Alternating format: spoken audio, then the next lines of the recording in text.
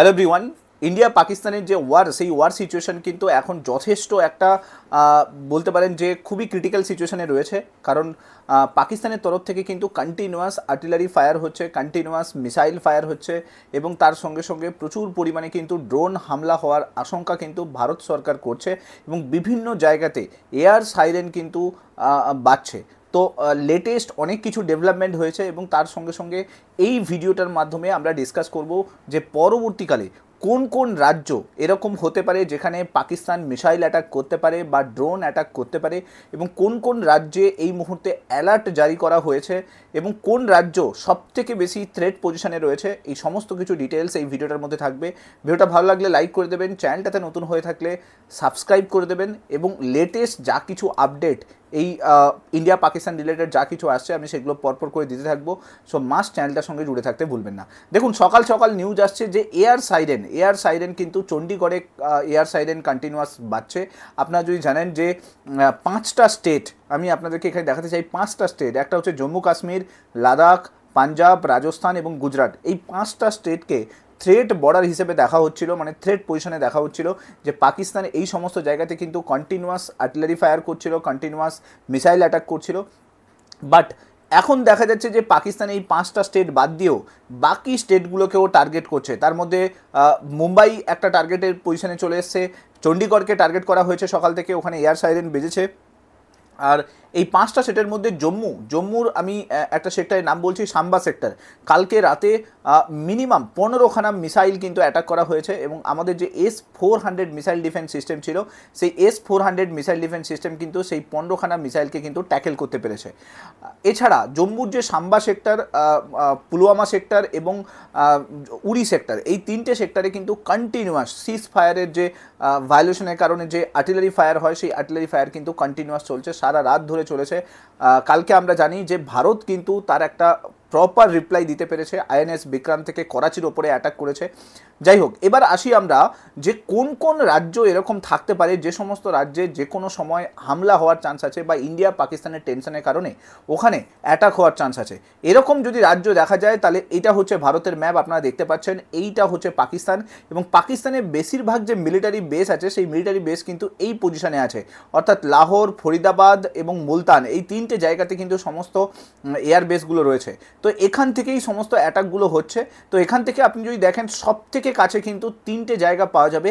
একটা হচ্ছে রাজস্থানের এই সেক্টরটা যেখানে জয়সলমীর রয়েছে এবং পাঞ্জাবের কিছু কিছু জায়গা রয়েছে, অমৃতসর রয়েছে এবং তার সঙ্গে সঙ্গে লুধিয়ানাকে দেখতে পাচ্ছেন। এছাড়া জম্মু সেক্টর, এই যে 3টে সেক্টর আপনি দেখতে পাচ্ছেন, জম্মু, দেন হচ্ছে অমৃতসর, দেন হচ্ছে লুধিয়ানা, এই 3টে জায়গা, জয়সলমীর, এগুলো কিন্তু খুবই থ্রেট পজিশনে রয়েছে। কাল থেকে এখানে কিন্তু মিসাইল ফায়ার হচ্ছে, প্রায় 15টার মতো মিসাইলকে অলরেডি কিন্তু হচ্ছে S-400 মিসাইল ডিফেন্স সিস্টেমের মাধ্যমে হচ্ছে প্রতিহত করা হয়েছে। এবং তার সঙ্গে সঙ্গে আপনারা জানেন যে নিউ দিল্লি কিন্তু one of the best target point, কারণ এই জায়গাতে কিন্তু অ্যাটাক হওয়ার একটা চান্স আছে, কারণ সমস্ত ডিপ্লোম্যাট থেকে শুরু করে, অ্যাম্বাসেডার থেকে শুরু করে, হাই কমিশনার থেকে শুরু করে সবাই দিল্লিতে রয়েছে। সো দিল্লি একটা থ্রেট পজিশনে কিন্তু রয়েছে। এবার যদি আপনি পাকিস্তানের সঙ্গে কানেক্টেড স্টেটগুলোকে দেখেন তাহলে আপনি দেখতে পাবেন যে পাঞ্জাব যেটা রয়েছে সবথেকে যদি বলা হয় এই মুহূর্তে ডেঞ্জার জোনে কিন্তু পাঞ্জাব রয়েছে। এবং কালকে আপনারা জানেন যে হিমাচল প্রদেশে IPL-এর ম্যাচ চলছিল, সাডেন ব্ল্যাকআউট হওয়ার কারণে IPL বন্ধ হয়ে যায়। তো হিমাচল প্রদেশও কিন্তু এই মুহূর্তে থ্রেড জোনে রয়েছে। এছাড়া দেখতে পাচ্ছেন যে রাজস্থান, গুজরাটে কিন্তু এই মুহূর্তে কোনো এখনও পর্যন্ত সেরকম কোনো থ্রেড আসেনি, কারণ গুজরাটে INS বিক্রান্ত ওখানে রয়েছে। সো অবভিয়াসলি ওখানে প্রোটেকশন প্রোভাইড করছে, ওটা আমরা বুঝতে পারছি। তবে পাঞ্জাব আর রাজস্থান যেহেতু বর্ডার স্টেট হওয়ার কারণে ওখানে কিন্তু কন্টিনিউয়াস মিসাইল কিন্তু অ্যাটাক করছে পাকিস্তান। এখন যেটা ব্যাপার সেটা হচ্ছে যে এই পাকিস্তান যে মিসাইলগুলো অ্যাটাক করছে, এই মিসাইলগুলো অ্যাটাক আমাদের S-400 আরামসে ওগুলোকে ট্যাকেল করতে পারছে।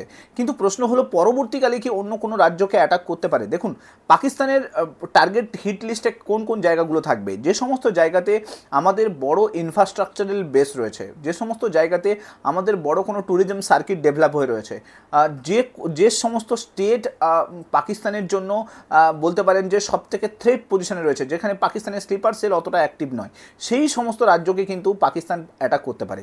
তার মধ্যে কোন কোন রাজ্য থাকতে পারে? একটা হচ্ছে পাঞ্জাব, একটা হচ্ছে রাজস্থান, এরপরে আপনি যদি দেখেন হরিয়ানা অলসো একটা থ্রেট পজিশনে থাকতে পারে, এছাড়া আপনার মহারাষ্ট্র মুম্বাই একটা থ্রেট পজিশনে থাকতে পারে। কিন্তু উত্তরপ্রদেশ, ঝাড়খণ্ড, ওয়েস্ট বেঙ্গল এই সমস্ত জায়গাতে অ্যাটাক হওয়ার চান্স কিন্তু কম, কারণ এই সমস্ত জায়গাতে মুসলিম পপুলেশন বেশি এবং এই সমস্ত জায়গাতে পাকিস্তান যে স্লিপার সেল, সেই স্লিপার সেলের সংখ্যাও কিন্তু এই সমস্ত জায়গাতে বেশি রয়েছে। তো এই সমস্ত জায়গাতে ইমিডিয়েটলি অ্যাটাক কিন্তু পাকিস্তানের তরফ থেকে আসবে না। বিশেষ করে আপনারা যদি দেখেন যে পাকিস্তানের মেন টার্গেট আছে যে ট্যুরিস্ট জায়গাগুলো যেগুলো সেগুলোকে ডিসরাপ্ট করা, যেরকম আপনার তাজমহল, আগ্রার তাজমহল হয়ে যেতে পারে। এছাড়া আমরা যদি দেখি বুদ্ধিস্ট টেম্পলগুলো হয়ে যেতে পারে, রাজস্থানের বিভিন্ন ফোর্টগুলো রয়েছে সেগুলো হতে পারে, তো সেগুলোকে টার্গেট বানাতে পারে। তো সেই অনুযায়ী কিন্তু হামলা আসছে। যাই হোক, এবার যদি দেখি যে এইগুলো যে পাকিস্তান যে হামলাগুলো করছে এগুলো কিসের মাধ্যমে করছে, এগুলো বেসিক্যালি কিন্তু কিছু কমব্যাট ড্রোনের মাধ্যমে কিন্তু করছে। সেই ড্রোনগুলো সেন্ড করছে কে? টার্কি। টার্কি কিন্তু এই ধরনের কমব্যাট ইকুইপমেন্ট পাকিস্তানকে অলরেডি প্রচুর পরিমাণে দিয়ে রেখেছে, যার জন্য ইন্ডিয়া পাকিস্তান টেনশন আরও কিন্তু বাড়ছে। পেহেলগাম অ্যাটাকের পর থেকে পাকিস্তান কিন্তু এই ধরনের ড্রোন অ্যাটাক কন্টিনিউয়াসলি কিন্তু বর্ডার এরিয়াগুলোতে করছিল। এখন যেটা দেখা যাচ্ছে যে যেহেতু ইন্ডিয়া কন্টিনিউয়াসলি সেটার রিপ্লাই দিচ্ছে, তাই জন্য এই ড্রোনগুলো এখন বর্ডার এরিয়া থেকে বেরিয়ে এসে কিন্তু অন্যান্য জায়গাতে অ্যাপ্লাই হচ্ছে, যার মধ্যে চণ্ডীগড় একটা অলরেডি কিন্তু জায়গা যেখানে সকালবেলা থেকে এয়ার সাইরেন বাজছে। এবার যদি দেখি যে সবথেকে এই মুহূর্তে ইন্ডিয়ার ক্ষেত্রে যেরকম ইন্টারন্যাশনালি একটা থ্রেট রয়েছে, যেরকম পাকিস্তান একটা থ্রেট রয়েছে, চায়না একটা থ্রেট রয়েছে, বাংলাদেশ একটা থ্রেট রয়েছে, সেরকমই কিন্তু ইন্টারনাল থ্রেটও কিন্তু ইন্ডিয়ার মধ্যে বিল্ড আপ হচ্ছে, যেটা হচ্ছে পাকিস্তানের স্লিপার সেল। পাকিস্তানের স্লিপার সেল কিন্তু এই মুহূর্তে অ্যাক্টিভ হয়েছে, যেটা ইন্টেল মারফত যেটা জানা যাচ্ছে পাকিস্তানের সমস্ত স্লিপার সেলকে অ্যাক্টিভ করে দেওয়া হয়েছে। যে কোনো জায়গাতে যে কোনো ধরনের কিন্তু টেরর স্ট্রাইক এই মুহূর্তে হতে পারে, যেটা ইন্টেল তরফ থেকে জানানো যাচ্ছে যে এক্স স্লিপার সেল আপনারা দেখতে পাচ্ছিলেন নিউজ ইন্টারভিউ দিয়েছিল পেহেলগাম অ্যাটাকের পরে, এবং সেখানে বলেছিল যে স্লিপার সেল ছাড়া এই ধরনের টেরর স্ট্রাইক কখনো সম্ভব নয়। তার মানে কি, এই মুহূর্তে দেখুন ইন্ডিয়া এবং পাকিস্তানের মধ্যে একটা ওয়ার সিচুয়েশন ক্রিয়েট হয়েছে, এবং ইন্ডিয়া চাইছে পাকিস্তানের উপরে বেশি পরিমাণ হামলা করতে, আবার পাকিস্তান চাইছে ইন্ডিয়ার উপরে হামলা করতে। এই মুহূর্তে সবথেকে ভালো পাকিস্তানের কাছে কি আছে, সেটা হচ্ছে স্লিপার সেল। স্লিপার সেল এই মুহূর্তে রাজস্থানে প্রচুর পরিমাণে আইএসআই স্লিপার সেল অ্যাক্টিভ আছে, এই মুহূর্তে ওয়েস্ট বেঙ্গলে প্রচুর পরিমাণে আইএসআই স্লিপার সেল অ্যাক্টিভ আছে, Uttar Pradesh also sleeper cell active আছে। তো এই সমস্ত স্লিপার সেলের মাধ্যমে ইন্ডিয়ার ইন্টারনাল পজিশনে কিন্তু একটা বড় সড়ো অ্যাটাক হওয়ার কিন্তু চান্স আছে। তো এবার এখানে ট্রেন অ্যাটাক হতে পারে। আপনারা জানেন যে ICJ 814 তাকে কিন্তু করে নেওয়া হয়েছিল, হাইজ্যাক করা হয়েছিল। তো ট্রেন অ্যাটাক হতে পারে। আপনারা যদি দেখেন যে যে কোনো সময় একটা প্লেন হাইজ্যাকিং হতে পারে, অথবা কোনো ট্যুরিস্ট স্পটে সেখানে কিন্তু টেরর স্ট্রাইক করা যেতে পারে। তো এরকম স্লিপার সেল কিন্তু অ্যাক্টিভ হয়ে গেছে। তো এই মুহূর্তে আপনারা যারা বাইরে যাবেন চিন্তাভাবনা করছেন, যারা বেরোনোর চিন্তাভাবনা করছেন, আমি বলবো যে 1 উইক, অ্যাটলিস্ট 1 উইক বাইরে যাওয়ার কোনো চিন্তাভাবনা করবেন না, বা কোথাও ঘুরতে যাওয়ার প্ল্যান করবেন না, কারণ এই মুহূর্তে দাঁড়িয়ে যে কোনো সময় যে কোনো জায়গাতে এই ধরনের স্ট্রাইক আসার কিন্তু চান্স রয়েছে। এবার যদি দেখি যে এই মুহূর্তে যদি পাকিস্তান আমাদের ওপরে কোনো নিউক্লিয়ার অ্যাটাক করে বা কোনো মিসাইল অ্যাটাক করে, বড় সড়ো মিসাইল অ্যাটাক, ব্যালিস্টিক মিসাইল যদি অ্যাটাক করে, তাহলে পাকিস্তান ইন্ডিয়ার কতটা জায়গাকে ক্ষতি করতে পারবে। দেখুন, পাকিস্তানের কাছে সবথেকে বড় মিসাইল যদি দেখেন সেটা হচ্ছে শাহিন 3 মিসাইল রয়েছে। এই শাহিন 3 মিসাইলের রেঞ্জ যদি দেখেন সেটা প্রায় 1700 মাইলস কিন্তু আপ টু 1700 মাইলস কিন্তু কভার করতে পারে। তার মানে আপনি যদি দেখেন পাকিস্তান এখান থেকে ডাইরেক্টলি আমরা যদি দেখি পূর্ব দিকে একদম টিল মায়ানমার পর্যন্ত অ্যাটাক করতে পারে, যার মধ্যে পুরো ইন্ডিয়া রয়েছে, এবং পাকিস্তান চাইলে টিল জাপান পর্যন্ত অ্যাটাক করতে পারে। চায়নার যে কিছুটা এরিয়া দেখতে পাচ্ছেন ততটা কিন্তু অ্যাটাক করার ক্যাপাবিলিটি কিন্তু রয়েছে। তো এই শাহিন 3 মিসাইল একটা ইন্টার কন্টিনেন্টাল ব্যালিস্টিক মিসাইল, কিন্তু এই ব্যালিস্টিক মিসাইল ইউজ করার আগেই হয়তো ইন্ডিয়া অনেকটাই প্রোটেকশন মেজার কিন্তু নিয়ে নেবে, কারণ ইন্ডিয়ার কাছে অনেকখানি কিন্তু মিসাইল আছে। ইন্ডিয়ার একটা মিসাইল এই মুহূর্তে আমরা সবথেকে বড় ব্যালিস্টিক মিসাইলটা ইউজ করার দরকার নেই, সবথেকে লোয়েস্ট যে ব্যালিস্টিক মিসাইল অগ্নি 1 তারই রেঞ্জ পুরো পাকিস্তান ওর মধ্যে চলে আসে। যাই হোক, এবার যদি দেখি, দেখুন ইন্ডিয়া পাকিস্তান কোন কোন জায়গাকে অ্যাটাক করতে পারে। রিজিওনাল অ্যাটাক যদি করে তাহলে আপনারা দেখতে পাচ্ছেন নিউ দিল্লি, গুজরাট, রাজস্থান, মধ্যপ্রদেশ এবং জম্মু কাশ্মীর এই সমস্ত এরিয়া কিন্তু চলে আসবে। হিমাচল প্রদেশ পড়বে এর মধ্যে, উত্তরাখণ্ড অলসো এর মধ্যে পড়বে যদি রিজিওনাল অ্যাটাক করে।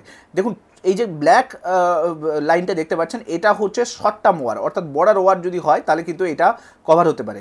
যদি লং টার্ম ওয়ার হয়, রিজিওনাল ওয়ার হয়, তাহলে কিন্তু এতগুলো স্টেট কিন্তু এফেক্টেড হতে পারে বর্ডার এরিয়া। আর যদি অল আউট ওয়ার হয় তাহলে আপনারা দেখতে পাচ্ছেন ইন্ডিয়ার কোনো স্টেট বাকি নেই যেগুলো পাকিস্তানের মিসাইলের আন্ডারে পড়বে না, সমস্ত স্টেট কিন্তু মিসাইলের আন্ডারে পড়তে পারে। আর পাকিস্তানে পাগলা লোকের অভাব নেই, যে কোনো সময় যে কোনো রাজ্যে মিসাইল অ্যাটাক হতে পারে, বড়সড় মিসাইল অ্যাটাক হতে পারে, তার জন্য প্রিপেয়ার থাকুন। এবং আমি আপনাদেরকে এটাই বলবো যে ভারত সরকার সমস্ত দিক দিয়ে চেষ্টা করছে, আমাদের ইন্ডিয়ান আর্মি, সমস্ত ইন্ডিয়ান এয়ারফোর্স সমস্ত দিক দিয়ে চেষ্টা করছে সেই প্রোটেকশনগুলো নেওয়ার। আপনারা 7 দিন ওদের সঙ্গে, কারণ কাল থেকে কিন্তু যথেষ্ট গোলাবারি কিন্তু বর্ডার এরিয়াতে হচ্ছে। এবার যদি ইন্ডিয়ার মিসাইল আর পাকিস্তানের মিসাইলটা আমরা একটু কম্পেয়ার করি, দেখুন পাকিস্তানের কাছে এতগুলো মিসাইল আছে, ঠিক আছে, এবং যে মিসাইলগুলোর মধ্যে এই যে প্রথম যে 3টে মিসাইল দেখতে পাচ্ছেন, এই 3টে মিসাইল দিয়ে কিন্তু কন্টিনিউয়াস অ্যাটাক হচ্ছে। 15টা সিটিকে টার্গেট করা হয়েছিল, আমাদের 15টা সিটিকে টার্গেট করা হয়েছিল হাতফ মিসাইল দিয়ে, কিন্তু সেই সিটিগুলোকে সেই সমস্ত মিসাইলকে কিন্তু S-400 মিসাইল ডিফেন্স সিস্টেম সমস্ত মিসাইলকে কিন্তু ধ্বংস করে দিয়েছে। ইন্ডিয়ার যদি মিসাইল সিস্টেম দেখেন তাহলে আপনারা দেখতে পাবেন এতগুলো মিসাইল সিস্টেম আছে, তার মধ্যে আমরা অস্ত্র মিসাইলটাকে বর্তমানে এয়ার ডিফেন্সের জন্য ইউজ করছি, এবং আমাদের কাছে একটা ব্রহ্মসই যথেষ্ট পাকিস্তানের বিভিন্ন এরিয়াগুলোকে ক্যাপচার করার জন্য। এবং আপনারা দেখতে পাচ্ছেন অগ্নি-1 মিসাইল পুরোটাই কিন্তু পাকিস্তানের মধ্যে আছে। আমাদের যে অগ্নি-5 মিসাইল সেটা কিন্তু রাশিয়া থেকে শুরু করে আফ্রিকা, পুরো আফ্রিকা, রাশিয়া, ইউরোপ, US, এমনকি এদিকে জাপান সমস্তকে ক্যাপচার করে অগ্নি-5 মিসাইল।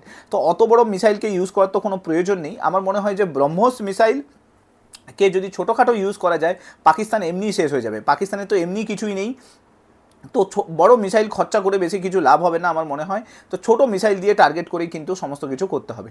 এই মুহূর্তে দাঁড়িয়ে ভারতের ইন্টেল আউটপুট যেটা আসছে সেটা যথেষ্ট ভয়ানক আউটপুট আসছে, যে কোনো সময় হাইজ্যাকিং হতে পারে, প্লেন অথবা ট্রেন অথবা কোনো ট্রান্সপোর্ট এরিয়া অথবা কোনো ট্যুরিস্ট প্লেস হাইজ্যাকিং হতে পারে, সেখানে কোনো টেরর ডেভেলপমেন্ট হতে পারে। তো ইন্টেল আউটপুটের উপর বেস করে ভারত সরকার কিন্তু বিভিন্ন মেজার নিচ্ছে। মুম্বাই যে কোস্টাল এরিয়া রয়েছে সেই কোস্টাল এরিয়াকে কমপ্লিটলি ব্লক আউট করে দেওয়া হয়েছে যাতে কোনো মুভমেন্ট না হয়, এবং সমস্ত এয়ারপোর্টে কিন্তু একটা সিকিউরিটি মেজার জারি করেছে। এই মুহূর্তে দাঁড়িয়ে সমস্ত জায়গাতে চেকিংও প্রচুর পরিমাণে বেড়ে গেছে। তো আমরা এরপরে পেহেলগামের পরে এরকম আর কোনো বড়সড় অ্যাটাক চাই না, কোনো টেরর স্ট্রাইক চাই না। পাকিস্তান এটা করতে চাইছে, কিন্তু পাকিস্তানকে সেই জবাব কিন্তু পাকিস্তান পাচ্ছে কন্টিনিউয়াসলি। আমাদের INS অ্যারিহান্ট এবং INS যেগুলো রয়েছে সেগুলো কিন্তু কন্টিনিউয়াস মিসাইল ফায়ার করছে, এবং আমাদের যে S-400 মিসাইল ডিফেন্স সিস্টেম রয়েছে যেটা 2018 সালে আমরা রাশিয়ার থেকে বাই করেছিলাম, আমার মনে হয় ইন্ডিয়ার সবথেকে বড় যেটা ডিফেন্স সিস্টেমের সবথেকে বড় ইকুইপমেন্টকে অ্যাড করেছে সেটা হচ্ছে আমাদের S-400 মিসাইল ডিফেন্স সিস্টেম, যেটাকে আমরা সুদর্শন চক্র নাম দিচ্ছি। আপনারা জানেন 2018 সালে US আমাদের ওপর স্যাংশন চাপিয়ে দিয়েছিল। আমরা S-400 রাশিয়ার থেকে যখন বাই করেছিলাম তখন আমাদের ওপরে স্যাংশন চাপানো হয়েছিল যে আমরা কেন রাশিয়ার থেকে বাই করলাম, কিন্তু আমরা এখন চিন্তাভাবনা মানে এখন যা দেখছি এই S-400 কিন্তু পুরো ইন্ডিয়াকে প্রোটেক্ট করছে। পরবর্তীকালে যা কিছু নতুন ডেভেলপমেন্ট হবে সেই সমস্ত ডেভেলপমেন্ট আমি আরও শেয়ার করতে থাকবো। এখনও পর্যন্ত আমাদের কাছে মাত্র 3খানা S-400 মিসাইল ডিফেন্স সিস্টেম আছে, এবং 2025 আস্তে আস্তে আমাদের কিন্তু S-400-এ আরও 2টো ইউনিট কিন্তু আমরা পেয়ে যাব। যতদূর মনে হচ্ছে ইন্ডিয়া খুব তাড়াতাড়ি রাশিয়ার সঙ্গে এইটা ডিলটা কমপ্লিট করে ফেলবে, এবং খুব তাড়াতাড়ি আমরা S-400 মিসাইল সিস্টেম নতুন করে আবার পেয়ে যাব। যাই হোক, নতুন যা কিছু ডেভেলপমেন্ট আসতে থাকবে আমি আপনাদের সঙ্গে শেয়ার করতে থাকবো। ভিডিওগুলোর সঙ্গে জুড়ে থাকবেন। মাস্ট চ্যানেলটাতে যদি নতুন হয়ে থাকেন তাহলে সাবস্ক্রাইব করে নেবেন, এবং কমেন্টে আপনার ওপিনিয়ন জানাতে কিন্তু ভুলবেন না। আজকে এই পর্যন্ত, নেক্সট ভিডিওতে আপনাদের সঙ্গে আবার দেখা হচ্ছে। Till then, bye by.